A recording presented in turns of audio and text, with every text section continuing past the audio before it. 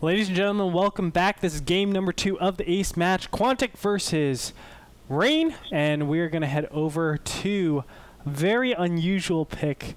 I was really flabbergasted when I saw this. Let's go ahead and check it out right now. We have Tal'Darim Altar with Rain Inori against Quantic AGH, and I was actually thinking to myself, okay, Inori's just going to pick Tal'Darim Altar now, LOL. And then as soon as I said it, I actually loaded this up and I said, what the coin purse, man? This is like ridiculous. I cannot believe that he chose Tal'Darim Altar, but well, you're a Protoss player. You should know why. Tell me why, Axel. Well, there's no high ground. There's no ramp. You have to 4-gate. That's essentially the only option here.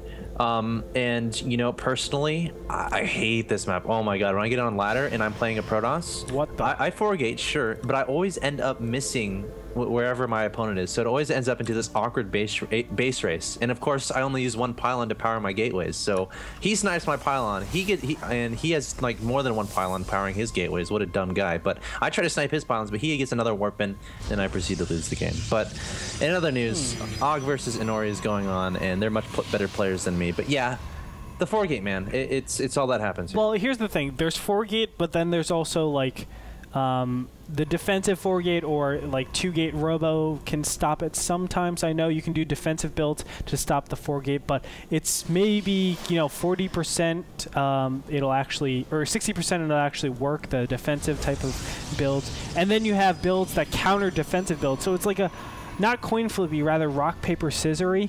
And that can get very frustrating. Obviously, the volatility in this particular matchup is bad enough. And then you add in Tal'Darim Altar. So it can be very frustrating for these players. But we'll see what they do, as already AGH, understanding that that happens, he's going to go ahead and throw down a gas first and then the gateway. So you can see the cybernetics cords are significantly different. 25 seconds to the 14 seconds, so 11-second difference, but there's significantly more gas being mined for AGH than his opponent. He's getting a second gas too. Insane. Really fast. He's going mass centuries, man. This is crazy. Well, we'll see if this works. If it does, I'm saving this replay and I am going to learn it and do it all the time. But yeah, I mean, if he wins this game, Quantic wins. That's really important to consider. So a little bit of pressure on his shoulders right now. Of course, the same could be said for Inori. He needs to win this game to keep Rain in it. That being said, Og putting down a Twilight Council. Is this a DT rush? It is a DT rush, man. Oh my god. This is most certainly a DT rush. There's nothing else that it could be. And you can see he's actually chrono boosting out his gateway non-stop. Getting that one stalker out. He's probably going to get a... Nope, he's not going to get a second stalker out. That's going to hurt a little bit. A lot of it. Yeah. A lot. Because that was pretty much a wasted chrono boost. Yeah. Unfortunate. This is interesting. Og obviously doesn't want his opponent scouting him, because then they will scout the Twilight Council, and then they'll be able to adequately prepare. But DT Shrine, he has enough gas in about 4 seconds. Probably going to put that down in just a bit. Meanwhile, Stalker going to the middle of the map along with the Zealot, taking down one probe from Og. Oh, that was Inori's Stalker, the Zealot. So Og loses a probe there, but Dark Shrine is on the field. And Inori, if he goes with a 4-gate, he will die to Dark Shrine play. No robo on the field just yet for him. And I'm curious, Andre, is he going to put down a robo, or is he going to lose this game? I think he's just going to hit before Dark Templars even come out and smash his opponent, most likely. And AGH is actually going to push out here. Now, I like what he's doing. He's trying to make it look like he's not doing something like Dark Templar. He's being very bold with these units, but of course, now being caught off guard. Now, the hand is in the cookie jar. This is so bad. He has to drop back. Warp Gate tech isn't actually finished yet for AGH. He's going all the way down into his main. The Zealot should have seen the Dark Shrine. Ooh, probes being pulled off the line.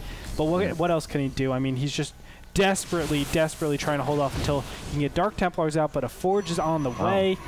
And, you know, I think Inori, it's going to be close, but I think he should be able to defend this. Yeah, I mean, Inori behind this is putting down a Forge, but a Dark Templar has been warped in. Inori can't do much about that. I guess he could try to put down a pylon and a cannon outside of his opponent's main base and just try to contain him. But then again, can warp Dark Templars outside of his own base because he has pylons everywhere. But all the probes are pretty much... are they gone? Yeah, they're gone. Yeah, they're gone. Income tab, one probe out in the field. That's in his opponent's base. You can see that the SimCity is actually pretty good. Now, what he wants to do is actually wall off completely, and there he goes. 2 photon cannons go down.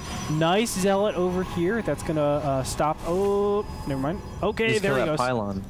He needs to try to get the pylon. There's only one pylon powering those cannons, but I don't think he's going to be able. He might be able to, taking down this cannon, Gretorp.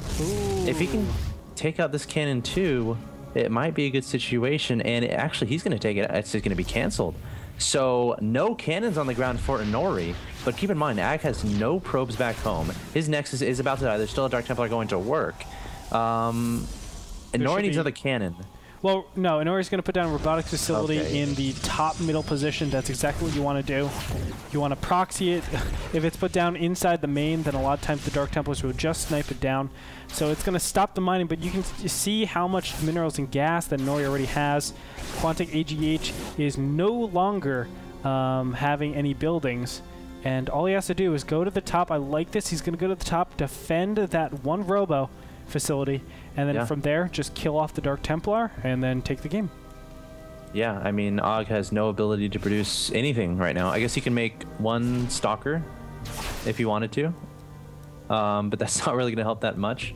But yeah, I feel like Atori's going to win this. Not much more to say, Gretorp. I mean, Dark Templar is still going to work in the main base of Og. Sure, Og is going to be looking around the map here for these proxied structures of Inori. Yeah. And yeah, I don't know. So this is pretty much over to me. It is absolutely over. The Dark Templar is going to go up here. It'll either bump into the cannon or it'll bump into the Observer over here. The Observer's already out. And it's all just a matter of time before we're going to see GG. Ooh, Nexus goes up. So really nice, obviously. But now that Dark Templar is out, or excuse me, the Dark Templar realizes that the Observer is out, this is going to be it. GG comes out, and AGH will fall.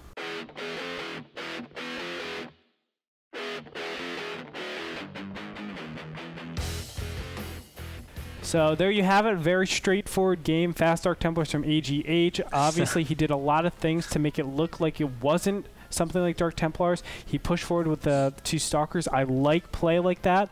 But Inori wouldn't have anything of it and just pushed forward with 3 gateways. That's it, 3 gateways, and was able to overcome any of the particular tech advantage that his opponent had. So nice job by Inori, but build order win. Yes? Yeah. Yeah, I mean, not much to say at all. I mean, I'm ready to go to the game 3, man. All right, game 3 after this break, everybody. Stay tuned for the conclusion.